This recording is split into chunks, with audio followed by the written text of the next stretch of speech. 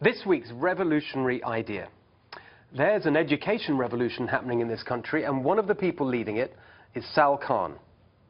Now, you might recognize that name from his online education site, Khan Academy.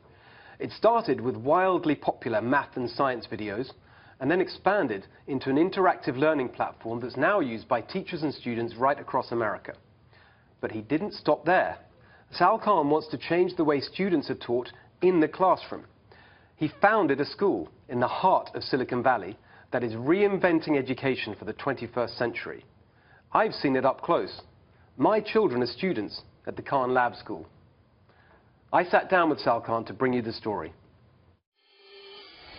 So Sal, your background is in finance originally, and then you're an entrepreneur and you created Khan Academy. But most recently, you actually chose to start a real physical school, one in fact that both our respective children go to. What made you do that? Why did you want to start a real school in the real world?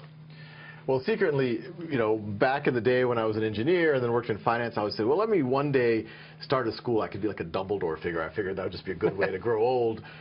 But as Khan Academy got off the ground, we're this not-for-profit. We're reaching tens of millions of students every month. They're using us in the classroom, outside of the classroom. But how could that change the actual architecture of a school? Well, if students are getting explanations at their own time and pace, if they're getting problems, and if teachers are getting data on where every student is, it liberates the classroom. Now, students don't have to give a one-pace-fits-all lecture to everyone. You don't have to separate students by perceived ability. You don't have to separate them by age. And so all of these things start happening, and I've written and I speak all the time about it.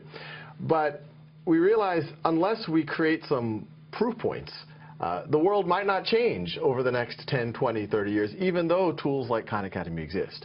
So the whole point of the lab school that we created downstairs from Khan Academy is to be one of these proof points. If you think about the schools that our viewers would send their children to, that they themselves attended, that most people in America experience in terms of education, it's pretty much, one type of school system. You've got good schools and bad schools and middling schools, but you think there's something wrong with the whole system, something more fundamental. What is wrong with the way we think about education in America today?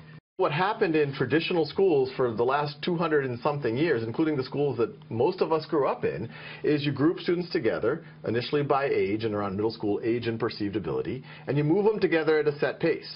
And what typically happens, let's say we're in a middle school pre-algebra class, teacher gives us a lecture on exponents. Some of us get it, some of us don't. I definitely don't. That's just my personal experience. You've done all right. And you have lecture homework. It continues for a week or two, then you get a test. And on that test, maybe I get a 70%, maybe you get an 80%, maybe someone else gets a 95%. Even though that test has identified gaps, I didn't know 30% of the material, we all move on to the next concept, and those gaps are just used to judge me. And that next concept might be something like logarithms or negative exponents, something that builds on those gaps. So let's just say we could wave a wand, put you in charge, your education secretary in America. What is Sal Khan's education revolution? What does that look like? How do you want to change things? Our modern school system, you kind of have to sit in a chair for a year, and if you do all right, they'll probably promote you to the next year, even if you don't know a lot of the concepts. In the college system, we actually use something called credit hours, which is actually a measure of seat time, how much time you should be doing things, and instead move to a competency-based system. Regardless of whether it took you a month to learn algebra or whether it took you to learn 3 years to learn algebra, do you know algebra? And so what I would do is I'd create a series of ways for people to prove at any age that, hey, I know my algebra, I know my biology. Because in a seat time system that we have today, students keep getting promoted, and then they graduate, oftentimes not knowing their core skills. So does that mean that, for example, that whole notion of grades, you move up one grade every year, would you get rid of that?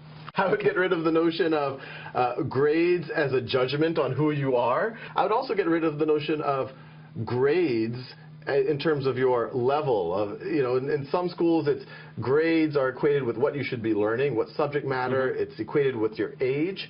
But we all know we all develop our maturity at different levels.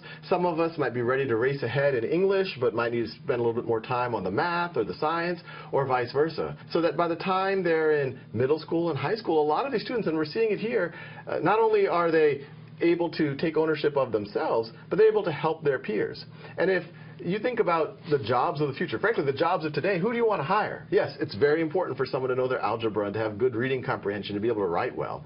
But it's arguably just as important that they know how to set goals, that they know how to pace themselves, that they know how to work with others, that they could be a mentor, that they can be a communicator. So I just want to ask you about that a bit more, because I think a lot of people hearing this will think, well, this all sounds very nice, you know, it's progressive, let's rethink education and put the students in charge, that's all very well. But in the end, how does it help my kid get a job?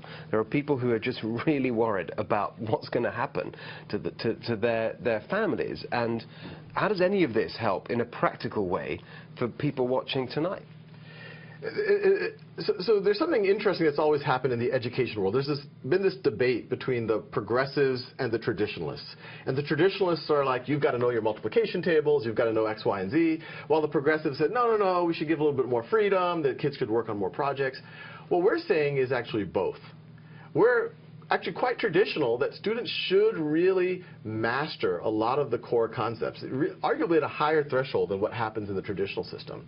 But we're also saying with the aid of technology, you can give the students a lot more ownership so they can get these meta skills that are going to be super important in the 21st century.